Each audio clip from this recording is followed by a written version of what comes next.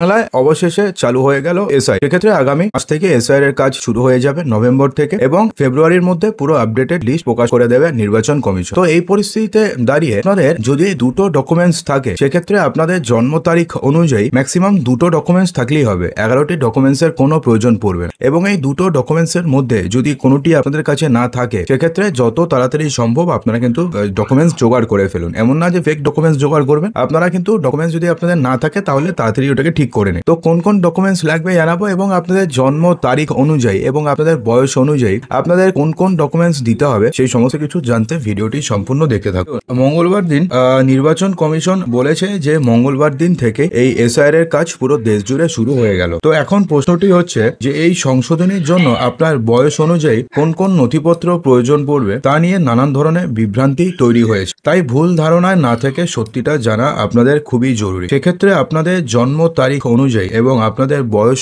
অনুযায়ী কোন কোন ডকুমেন্টস এর প্রয়োজন পড়বে, যদি আপনাদের কাছে দুটো ডকুমেন্টস থাকে তাহলে কিন্তু হয়ে যাবে। সেক্ষেত্রে আপনাদের আর কিছু দেওয়ার প্রয়োজন পড়বে। দেখুন, আপনার জন্ম তারিখ বা জন্ম সালের উপর ভিত্তি করে প্রয়োজনীয় নথিপত্রের তালিকাকে তিনটি ভিন্ন ভাগে ভাগ করা হয়েছে। সঠিক প্রস্তুতি নিলে এই প্রক্রিয়াটি নিশ্চিতভাবে সহজ হয়ে যাবে এবং সেক্ষেত্রে আপনাদের ঘাবড়ানোর কোনো কারণ নেই। প্রথমে আমরা জেনে নিই যে এসআইআর এর জন্য কোন 11টি বৈধ প্রমাণ হিসেবে বিবেচিত হবে। নির্বাচন কমিশনের নির্দেশিকা অনুসারে পরিচয় এবং বয়সের প্রমাণ হিসাবে 11টি নথির মধ্যে যে কোনো একটি জমা দেওয়া যেতে পারে। অর্থাৎ প্রথমে চলুন আমরা একবার জেনে নিই যে 11টি নথি কি কি। যদিও আপনারা সবাই জানেন, তাও একবার শুনে নিন, না হলে আপনাদের সমস্যা হতে পারে। যে কোনো কেন্দ্রীয় রাজ্য সরকার পিএসইউ এর নিয়মিত কর্মচারী অথবা পেনশনভোগীর নামে জারি করা পরিচয়পত্র অথবা পেনশন পেমেন্ট অর্ডার অর্থাৎ পিপিও। 1/7/1987 সালের আগে সরকার, স্থানীয় কর্তৃপক্ষ, ব্যাংক, ডাকঘর, এলআইসি, পিএসইউ কর্তৃক ভারতে জারি করা যে কোনো পরিচয়পত্র অথবা যে কোনো শংসাপত্র। অর্থাৎ যদি আপনাদের 1/7/1987 সালের আগে যদি আপনাদের ব্যাংকে অ্যাকাউন্ট থাকে অথবা এলআইসিতে অথবা পোস্ট অফিসে, তাহলে সেই ডকুমেন্টস অর্থাৎ সেই যে অ্যাকাউন্ট যে আপনাদের ছিল সেইটা দিলে পরই হয়ে যাবে। 3 বলেছে উপযুক্ত কর্তৃপক্ষ কর্তৃক প্রদত্ত বার্থ সার্টিফিকেট। অর্থাৎ বার্থ সার্টিফিকেট যদি আপনাদের থাকে তাহলে তো সেক্ষেত্রে কোনো চিন্তা করার কারণে নেই। 4 নম্বরে বলা হয়েছে পাসপোর্ট। 5 বলা হয়েছে স্বীকৃত বোর্ড অথবা বিশ্ববিদ্যালয় থেকে প্রাপ্ত ম্যাট্রিকুলেশন অথবা শিক্ষাগত যোগ্যতার সার্টিফিকেট। তো এখন না আপনাদের মনে একটা প্রশ্ন আসতে পারে যে আমার কাছে তো মাধ্যমিকের সার্টিফিকেট রয়েছে, ঠিক আছে, তাহলে সেক্ষেত্রে আমাকে শুধুমাত্র সেটা দিলেই হবে নাকি আরো কিছু দিতে হবে? এর প্রশ্নের উত্তর আপনাকে দেবো। ধরুন আপনাদের কাছে বার্থ সার্টিফিকেট রয়েছে, তো সেক্ষেত্রে কি হবে? ধরুন কেউ একজন আসলো বাংলাদেশে, তাহলে পরে ধরুন কেউ এসে 5 বছর আগে, তো তার বাচ্চা হলো, তারও তো বার্থ সার্টিফিকেট থাকে, তাহলে সেও কি তাহলে ভারতীয় নাগরিক হয়ে যাবে? তো এর প্রশ্নের উত্তর কিন্তু না। 1 জুলাই 1987 সালের আগে যারা ভারতবর্ষে জন্মগ্রহণ করেছে তারা ভারতীয়, সেক্ষেত্রে কোনো কনফিউশন নেই। কিন্তু এক্ষেত্রে আপনাদের কাছে বার্থ সার্টিফিকেট রয়েছে, তার সত্ত্বেও কিন্তু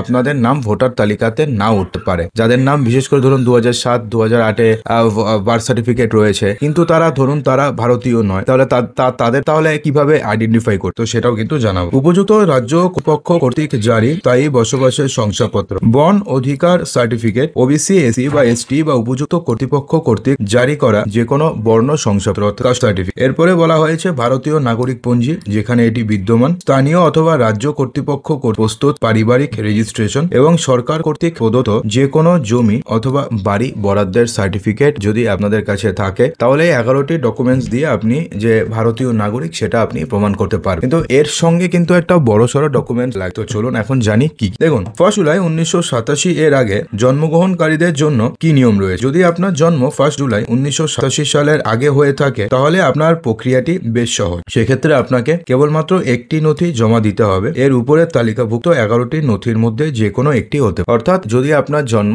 1/7/1987 সালের আগে হয় তাহলে উপরে যে আমরা 11টি নথির কথা বললাম সেই 11টি নথির মধ্যে যে কোনো একটি নথি আপনাকে দিতে হবে। যে কোনো একটি বার্থ সার্টিফিকেট হোক অথবা পেনশন পেমেন্ট অর্ডার হোক অথবা আপনাদের ব্যাংকে অ্যাকাউন্ট থাকলে সেই অ্যাকাউন্টের সার্টিফিকেট হোক অথবা কাস্ট সার্টিফিকেট অথবা পাসপোর্ট, যা খুশি যে কোনো একটি থাকলেই চলবে। এছাড়াও যদি আপনার জন্ম 2002 সালে পশ্চিমবঙ্গে ভোটার তালিকায় অন্তর্ভুক্ত থাকে অর্থাৎ আপনার নাম, তো তাহলে সেই পৃষ্ঠার একটি ফটোকপি আপনার ভোটদান নিশ্চিত করতে যথেষ্ট হবে। অর্থাৎ ধরুন আপনাদের 1987 সালের আগে জন্ম এবং 2002 সালের ভোটার লিস্টে আপনাদের নাম রয়েছে, তো সেক্ষেত্রে তো আপনাদের চিন্তা করার কোনো কারণ নেই। 2002 2003 2004 এই 3টেকে কম্বাইন করে করা হয়েছে, তো ঠিক আছে। তো সেক্ষেত্রে তো আপনাদের চিন্তা করার কোনো কারণ নেই, আপনাদের নাম পুরো ভোটার লিস্টে উঠে যাবে। অর্থাৎ সেক্ষেত্রে এসআই নিয়ে আপনার চিন্তা করার কোনো কারণ নেই যদি আপনাদের নাম 2002 সালের ভোটার লিস্টে যদি থাকে, অর্থাৎ শেষবার প্রথমবার যখন এসআইআর হয়েছে, সেক্ষেত্রে অন্য কোনো নথির প্রয়োজনই পড়বে না, অর্থাৎ কিছু দিতে হবে না। যদি আপনাদের নাম 2002 সালের ভোটার লিস্টে থাকে অথবা 3-4 কম্বাইন করে, তাহলে সেক্ষেত্রে কিছু দেওয়ার প্রয়োজন পড়বে না। এবার 1 জুলাই 1987 সাল থেকে 2002 এর 1 জানুয়ারির মধ্যে যদি জন্মগ্রহণ আপনাদের হয়ে থাকে, তাহলে সেক্ষেত্রে